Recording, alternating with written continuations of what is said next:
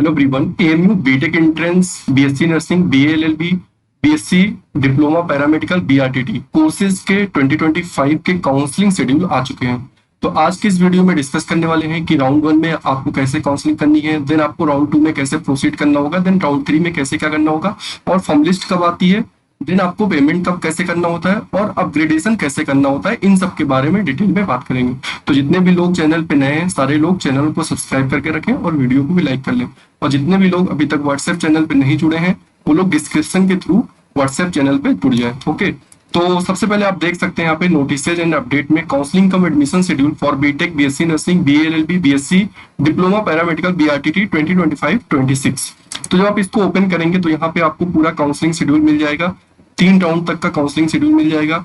इसके बाद भी काउंसलिंग होती है, ऐसा नहीं है कि इसके बाद काउंसलिंग नहीं होगी। और बीटेक में तो इसके बाद 3 राउंड और काउंसलिंग होने के चांसेस रहते हैं, और उस 3 राउंड के बाद उसके बाद भी मॉप अप राउंड काउंसलिंग के चांस रहते हैं। तो ऐसा नहीं है कि यही 3 राउंड तक काउंसलिंग होगा, इसके बाद भी और भी काउंसलिंग होगी। तो उसके बारे में हम लोग आगे बात करेंगे। सबसे पहले अभी बात कर लेते हैं ये जो राउंड 3 की काउंसलिंग आई है इसके बारे में। तो इसमें सबसे पहले राउंड 1 स्टार्ट हो रहा है 23 जून से लेकर के 25 जून तक, यानी कि टोटल आपको 3 दिन का टाइम मिल रहा है। इसमें आपको रजिस्ट्रेशन करना है, लॉगिन करना है, डॉक्यूमेंट अपलोड, चॉइस फिलिंग करना है, एंड देन फाइनल सबमिशन करना है।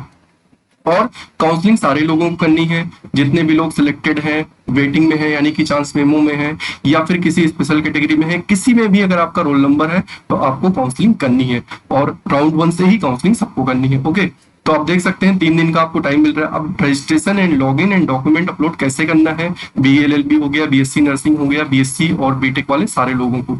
तो सबसे पहले आपको क्या करना होगा कि ऑफिशियल वेबसाइट ओपन करना होगा www.amucontrollerexams.com। यहाँ पे आप देख सकते हैं और फीचर्ड में online counselling slash admission portal. जब आप इसको ओपन करेंगे तो इस तरीके का आपको ओपन होकर के आएगा।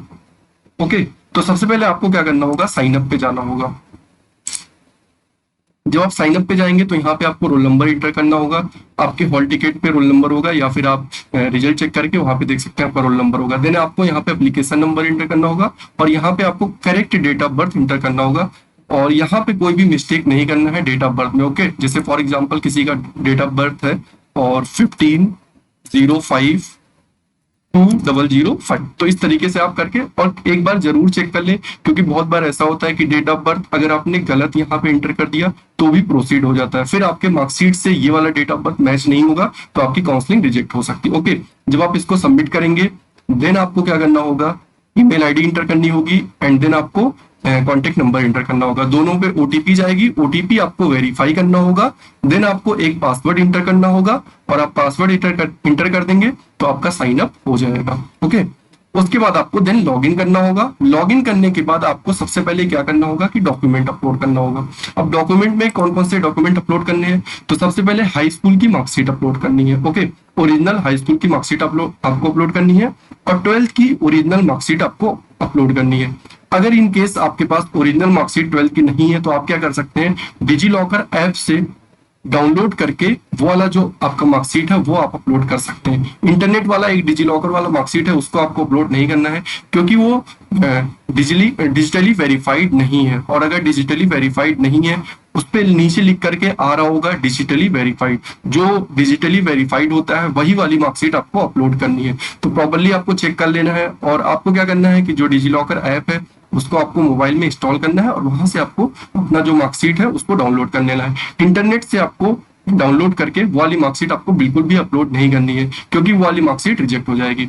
और चाहे ओरिजिनल मार्कशीट हो या फिर आपकी डिजी लॉकर वाली मार्कशीट हो, इसको आपको स्कूल से वेरीफाई करवाने की जरूरत नहीं है, डायरेक्टली आप अपलोड कर सकते हो। ओके, अगर इंटरनल कोई है तो उनको भी यही करना है, उनको भी क्या करना है, डिजी लॉकर से मार्कशीट डाउनलोड करनी है और वही वाली अपलोड करनी होगी। ओके, तो आपको मार्कशीट अपलोड कर देंगे, फोटो अपलोड करना होगा, सिग्नेचर अपलोड करना होगा, और यहाँ पे ट्रांसफर सर्टिफिकेट, कैरेक्टर सर्टिफिकेट ये सब अपलोड करने की जरूरत नहीं है।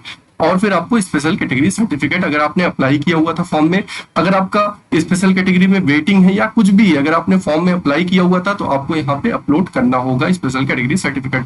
इसमें बीसी है, डीएस है, सीए है, सी है। तो सी वालों को तो उनका प्रोफार्मा अपलोड करना है, और सीए वालों को प्रोफार्मा अपलोड करना है, जो आपको वेबसाइट पे मिल जाएगा प्रोफार्मा। और प्रोफार्मा सीए वालों का कहाँ पे मिलेगा, तो आप यहाँ पे देख सकते हैं एडमिशन सेक्शन, जनरल पे जाएंगे, देन आपको यहाँ पे बहुत सारे प्रोफार्मा एंड अंडरटेकिंग मिल जाएंगे। तो सीए है, सीई है, तो प्रोफार्मा अपलोड करना होगा, साथ में आपको मार्कशीट या फिर डिग्री अपलोड करनी होगी, जो भी आपके हैं फादर या फिर मदर। ओके, तो उसके बाद राउंड 1 में आपका ये हो जाएगा। देन आपको चॉइस फिलिंग करनी होगी। डॉक्यूमेंट अपलोड करने के बाद क्या है कि choice filling. Choice filling BTech वालों के लिए बहुत ही इंपॉर्टेंट है, उनको कोई भी मिस्टेक नहीं करनी है। केमिकल इंजीनियरिंग है, सिविल इंजीनियरिंग है, कंप्यूटर इंजीनियरिंग है, मैकेनिकल है, इलेक्ट्रिकल है। ओके, ये बहुत सारे ब्रांचेज आप यहाँ पे देख सकते हैं। ठीक है, इसके बाद आपके पास एसएफएस का भी ऑप्शन रहेगा। इसमें एसएफएस नहीं लिखा हुआ है, बट एसएफएस का भी ऑप्शन रहेगा। तो आप लोग देख लें कि किस तरीके से चॉइस फिलिंग आपको करनी है। चॉइस फिलिंग बहुत इंपॉर्टेंट है आपके लिए। बहुत सारे ऐसे भी लोग हो सकते हैं कि जिनको रेगुलर का सिविल इंजीनियरिंग नहीं चाहिए, बट उनको कंप्यूटर इंजीनियरिंग या फिर और कोई ब्रांच एसएफएस में जा सकते हैं। तो आपको यहाँ पे पूरा डिटेल आपको पता होना चाहिए कि फीस क्या है, और उस ब्रांच के बारे में आपको नॉलेज होनी चाहिए कि आप किस ब्रांच में इंटरेस्टेड है। तो सबसे पहले बात कर लेते हैं, जैसे फॉर एग्जांपल केमिकल इंजीनियरिंग है, तो केमिकल इंजीनियरिंग की फीस अप्रोक्सीमेटली 22,000 है। सिविल इंजीनियरिंग की फीस रेगुलर की 22,000, computer engineering 22,000, electrical engineering approximately 22-24 इसकी भी है। इलेक्ट्रॉनिक्स एंड कम्युनिकेशन इंजीनियरिंग इसकी भी फीस 22,000 अप्रोक्सीमेटली। मैकेनिकल इंजीनियरिंग भी 22-24, यानी कि अंडर 25,000 ही है। Chemical technology, refining and petrochemicals, यानी कि ये जो पेट्रोकेमिकल इंजीनियरिंग था, इसका आप देख सकते हैं नाम अपग्रेड हो गया है, chemical technology refining and petrochemicals हो गया। ओके, तो इसकी भी फीस वही वाली होगी, पुरानी वाली। केमिकल इंजीनियरिंग फूड टेक्नोलॉजी, इसकी फीस अप्रोक्सीमेटली 38,000 है। Okay, computer engineering artificial intelligence, इसकी फीस 68,000 है। Okay, automobile engineering electric and hybrid vehicles 68,000, electronics and communication engineering VLSI design and technology, इसकी भी फीस 68,000, यानी कि नीचे के तीनों जो ब्रांचेज हैं इनकी फीस 68,000 है। और जो केमिकल इंजीनियरिंग फूड टेक्नोलॉजी है, इसकी फीस अप्रोक्सीमेटली 40,000 है। बाकी जितने ब्रांचेज हैं उनकी फीस अप्रोक्सीमेटली 20-24,000 है, क्योंकि इस साल की फीस अभी आई नहीं है। तो हर साल क्या होता है कि 1,500 फीस जो है वो इंक्रीज हो जाती है। तो इस साल का भी फीस आया नहीं है, तो अप्रोक्सीमेटली हम लोग मान सकते हैं कि 22 या फिर 24,000 के इसी के बीच में होगा। अब बात आती है इसके अलावा जितने भी एसएफएस के ऑप्शन आएंगे, तो एसएफएस की फीस क्या है कि 50,000 पर सेमेस्टर है, यानी कि पूरे एक साल की फीस आपको पूरे एक साल की फीस आपको 1,00,000 रुपए जमा करनी होगी, 50,000 पर सेमेस्टर। ओके, जितने भी एसएफएस वाले हैं, तो आप लोग देख लें, जब भी आप चॉइस फिलिंग करें तो बहुत ही सही तरीके से आपको चॉइस फिलिंग करनी है। ओके, अगर कोई ऐसा स्टूडेंट है जो चाहता है कि उसको काउंसलिंग करवानी है हमारी टीम के थ्रू, तो वो क्या कर सकता है कि यूट्यूब पे ज्वाइन बटन पे जाकर के एक्सक्लूसिव मेंबरशिप ले सकता है, और जितने भी ब्रांचेज हैं उनके बारे में अगर डिटेल में डिस्कस करना चाहता है तो वो डिस्कस कर सकता है, और चॉइस फिलिंग कैसे करनी चाहिए उसको उसके रैंक पे, तो वो सारी चीजें हम लोग उसी के थ्रू डिस्कस करेंगे। आपको क्या करना है, यूट्यूब चैनल पे जाकर के SCI अलीगढ़ ओपन करना है, जो यूट्यूब चैनल है उस पर ज्वाइन बटन पे जाकर के एक्सक्लूसिव मेंबरशिप का ऑप्शन चूज करना है। ओके, तो जितने भी लोग काउंसलिंग करवाना चाहते हैं प्रॉपर्ली। ओके, तो इस तरीके से आपकी चॉइस फिलिंग हो जाएगी। चॉइस फिलिंग करने के बाद क्या है कि आपको फाइनल सबमिट कर देना होगा, और वहां पे अगर अपग्रेडेशन का ऑप्शन आता है तो आपको अपग्रेडेशन के ऑप्शन पे जरूर टिक करना है, क्योंकि पहले राउंड में हो सकता है कि आपको फर्स्ट जो चॉइस फिलिंग है वो ना मिले, लास्ट वाली मिले। ठीक है, तो इस तरीके से आपका अपग्रेडेशन चलता रहेगा राउंड वन के बाद। अच्छा, जितने भी लोग राउंड 1 में काउंसलिंग कर लेंगे, अगर किसी का एडमिशन हो जाता है तो बहुत अच्छी बात है, फिर उसको कुछ भी नहीं करना होगा, उसको अपना फीस स्लिप डाउनलोड कर लेना होगा और एडमिशन कार्ड डाउनलोड कर लेना होगा। ओके, और फिर अगर किसी का एडमिशन हो जाता है और वो वेट कर रहा है अपग्रेडेशन का, तो उसको भी कुछ नहीं करना होगा। उसको क्या है कि राउंड 1 में पेमेंट वाले दिन पेमेंट करना होगा। आप देख सकते हैं कि जो पूरा प्रोसेस है कैसे कैसे चलेगा। 23 से 25 के बीच में ये registration, login, document upload, choice filling चलेगा। 26 से 29 के बीच में वेरिफिकेशन होगा। वेरिफिकेशन ज्यादातर पहले दिन नहीं हो पाता है, तो आपको 28 या 29 में चेक करना है, ओपन करके अपना पोर्टल। ओके, उसका आप देख सकते हैं 30 जून में अगर आपका इन केस डॉक्यूमेंट कोई रिजेक्ट होता है तो रीसबमिशन होगा। 1 जुलाई को वेरिफिकेशन ऑफ रीसबमिटेड डॉक्यूमेंट है। 2 जुलाई से 5 जुलाई के बीच में फॉर्म लिस्ट आ जाएगी, यानी कि जितने भी सिलेक्टेड लोग हैं उनका नाम आ जाएगा, और कुछ वेटिंग वालों का भी नाम आ जाएगा। अच्छा खासा वेटिंग क्लियर होगा, ऐसा नहीं है, बीटेक में तो बहुत अच्छी खासी वेटिंग क्लियर होती है। ओके, उसके बाद 6 से 8 जुलाई के बीच में आपको पेमेंट करना होगा। इन केस अगर आप 8 जुलाई तक पेमेंट नहीं कर पाते हैं तो 9 जुलाई को 300 एक्स्ट्रा पे करके आप पे कर सकते हैं। ओके, उसके बाद सेकंड राउंड स्टार्ट होगा। सेकंड राउंड में ऐसा कोई स्टूडेंट जो फर्स्ट राउंड में काउंसलिंग नहीं कर पाया, वो सेकंड राउंड में आकर के पार्टिसिपेट कर सकता है। इसमें आपको 2 दिन का टाइम मिल रहा है, 10 जुलाई और 11 जुलाई को। और जितने भी लोग पहले राउंड वाले हैं उनको दूसरे राउंड में कुछ भी नहीं करना है। इन केस अगर वो अपनी चॉइस फिलिंग अल्टर करना चाहते हैं, चेंज करना चाहते हैं तो कर सकते हैं, बट मेरा ये मानना है कि आपको चॉइस फिलिंग अल्टर क्यों करनी है, आप पहले ही राउंड में बहुत ही सोच समझकर चॉइस फिलिंग करिए। अच्छा, बहुत सारे ऐसे स्टूडेंट हैं जो क्वेरी करते हैं कि उनका वेटिंग है 300, तो सर उनको तो computer engineering, electronics engineering, AI तो मिल नहीं पाएगा, तो क्या वो मैकेनिकल इंजीनियरिंग पहले पे डाल दें तो उनको मैकेनिकल मिल जाएगा? तो ऐसा कुछ भी नहीं है। जो भी आपको चॉइस फिलिंग यानी कि मिलेगी, जो भी ब्रांच आपको मिलेगी वो प्रॉपरली काउंसलिंग के थ्रू मिलेगी।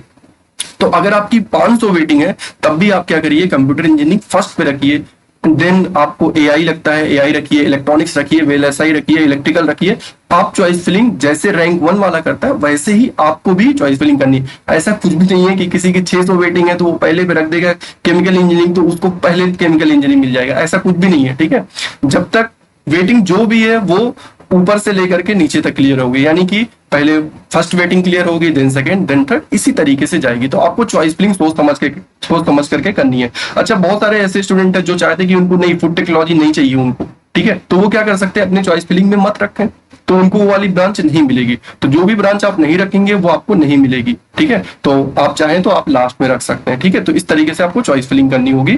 तो ये हो गया राउंड 1 हो गया। उसके बाद राउंड 2 में क्या है, नया स्टूडेंट आकर के पार्टिसिपेट कर सकता है, और जो पुराने स्टूडेंट है उनको क्या करना होगा कि उनको डायरेक्टली फॉर्म लिस्ट का वेट करना होगा, उनको देखना होगा कि उनका अपग्रेड हुआ है कि नहीं, और नए वाले जितने भी लोग हैं उनको देखना होगा कि फॉर्म लिस्ट में नाम आ गया कि नहीं। और पुराने लोग जितने भी लोगों की अभी तक वेटिंग क्लियर नहीं हुई थी उनको सेकंड फॉर्म लिस्ट में आकर के देखना है कि उनकी वेटिंग क्लियर हुई है कि नहीं। अगर उनकी वेटिंग क्लियर हुई है तो उनको पेमेंट करना होगा। और किसी भी टाइम राउंड 1 हो, राउंड 2 हो या राउंड 3, अगर आपको पेमेंट के लिए ऑफर किया जा रहा है, यानी कि आपका एडमिशन हो गया है, फॉर्म लिस्ट में नाम आ गया, आपको पेमेंट के लिए बोला जा रहा है, तो आपको पेमेंट करना होगा, तभी आपका कुछ भी अपग्रेडेशन होगा, जो भी प्रोसेस है तभी प्रोसीड होगा। अगर आप पेमेंट नहीं करते हैं, आपका नाम आ गया, आप सोच रहे हैं कि बिना पेमेंट के अपग्रेडेशन हो जाए, तब आप पेमेंट करेंगे तो आप काउंसलिंग से बाहर हो चुके होंगे, एंड इन फर्दर राउंड आप पार्टिसिपेट नहीं कर पाएंगे, किसी भी राउंड में आप पार्टिसिपेट नहीं कर पाएंगे, आप काउंसलिंग से बाहर हो जाएंगे। उसके बाद आप कुछ भी कोशिश कर लेंगे तो आपका फिर पार्टिसिपेशन अलाउ नहीं किया जाएगा। ठीक है, तो किसी भी राउंड में अगर आपका पेमेंट के लिए, यानी कि आपको एडमिशन मिल रहा है किसी भी ब्रांच में, तो आप पेमेंट करिए और अपग्रेडेशन का वेट करते रहिए। जिस तरीके से आपका अपग्रेडेशन होता रहेगा, इन केस आपका फाइनली अपग्रेड नहीं हो पाता है तो वो एडमिशन कैंसिलेशन का प्रोसेस है, एडमिशन कैंसिलेशन में आप जा सकते हैं, उसका प्रोसेस हम लोग अलग से डिस्कस करेंगे, या फिर आप गाइड टू एडमिशन में भी जाकर के देख सकते हैं। ओके, तो इस तरीके से आपका राउंड 2 होगा, देन आपका राउंड 3 होगा। राउंड 3 में आपका रजिस्ट्रेशन, लॉगिन, डॉक्यूमेंट अपलोड है। जितने भी लोगों की वेटिंग क्लियर नहीं हुई है उनको कुछ नहीं करना है, सीधे सीधे फॉर्म लिस्ट 3 का वेट करना है।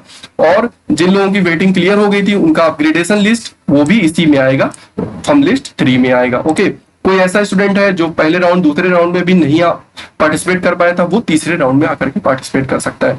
तीसरे राउंड के बाद फिर चौथा राउंड, 5वें राउंड और जो 6th राउंड होगा उसमें अलाउ नहीं किया जाएगा किसी भी नए स्टूडेंट को। जितने भी लोग अभी तक काउंसलिंग कर रखे होंगे वही लोग आगे काउंसलिंग में प्रोसीड करेंगे। ओके, क्योंकि वहां पे रजिस्ट्रेशन और लॉगिन और डॉक्यूमेंट अपलोड का ऑप्शन आपको नहीं मिलता है, डायरेक्टली फॉर्म लिस्ट आती है और पेमेंट करने के लिए बोला जाता है। तो आप देख सकते हैं राउंड 3 जो है 21 जुलाई को registration, login, document upload, choice filling and final submission है। 22 जुलाई को वेरिफिकेशन है, 23 जुलाई को रीसबमिशन, 24 जुलाई को वेरिफिकेशन ऑफ रीसबमिटेड डॉक्यूमेंट्स, 25 जुलाई को फॉर्म लिस्ट 3 है, 26 जुलाई को पेमेंट है और 27 जुलाई को ग्रेस पीरियड विद फाइन है। ओके, तो इस तरीके से ये पूरा आपका काउंसलिंग प्रोसेस चलेगा। इसी तरीके से जितने भी कोर्सेज हैं, बीएससी नर्सिंग है, बीएलएलबी है, बीएलएलबी में क्या है कि मेन सेंटर अलीगढ़ है, देन मल्लापुरम है, देन किशनगंज है, देन मुर्शिदाबाद है, तो आपको वहां पे क्या है कि सेंटर की चॉइस फिलिंग करनी होगी। ओके, तो ठीक है, ये था पूरा आपका काउंसलिंग प्रोसेस। जितने भी लोग चाहते हैं कि वो प्रॉपर काउंसलिंग करवाना चाहते हैं हमारी टीम के थ्रू, वो लोग क्या कर सकते हैं कि कांटेक्ट कर सकते हैं 9634775736 पे, या फिर यूट्यूब पे ज्वाइन बटन पे जाकर के एक्सक्लूसिव मेंबरशिप ले सकते हैं। वहां से जब भी आप एक्सक्लूसिव मेंबर बनेंगे आपकी पूरी काउंसलिंग प्रोसेस हमारी टीम के थ्रू की जाएगी। ओके, मिलते हैं नेक्स्ट वीडियो में। Thank you.